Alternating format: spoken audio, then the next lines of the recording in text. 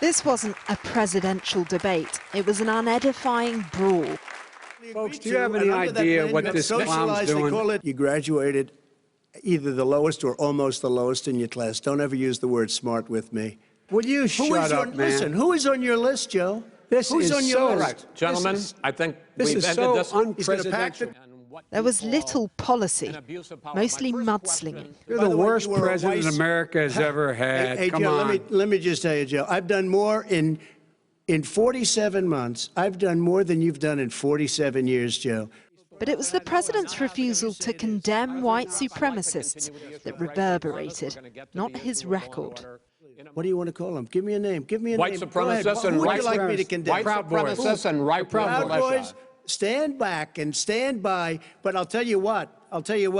Somebody's got to do something about Antifa and the left, because this is not a right-wing problem. Let's get amped up. Let's go!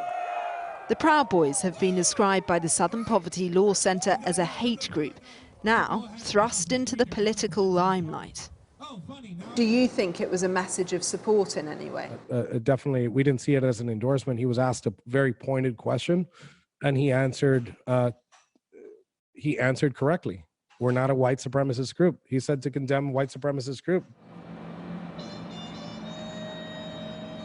But in the immigrant enclave of Little Italy, it was enough to alienate Terry Tarantino, an undecided voter who was leaning towards Trump. Not anymore. Terry, if Trump said more about taxes, white supremacy, you would have got behind him. Yes.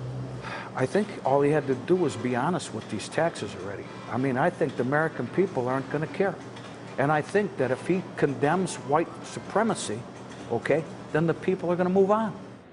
In West Side Market, nothing but frustration in the air. Okay, disappointed. Crazy. Comical. Train wreck. Horrible. We couldn't find anyone who thought their candidate shone. Do you feel like you learnt anything last night? I think I learned how much of a bully Donald Trump is. I mean, to me, I thought he just tried to bully his way through the whole thing.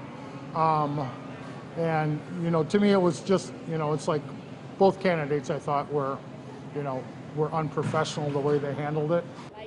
As they like to say here, it was all a bit of a hot mess. You're a teacher. How would you review the debate? It was giving me a headache. Too many interruptions, too much chaos. I was really hoping to hear some issues, some firm stances, and I got bits and pieces, but it was disappointing. And it was not a good representation for the United States and democracy as a whole. What strikes you the most here is just how put off people were by it. The debate did little to shed any light on the big issues facing the country or the substantive differences between the candidates. Thank you and good night. The real loser was the American public. The best hope is that turnout won't be the casualty. But both men now run that risk. Cordelia Lynch, Sky News, Cleveland, Ohio.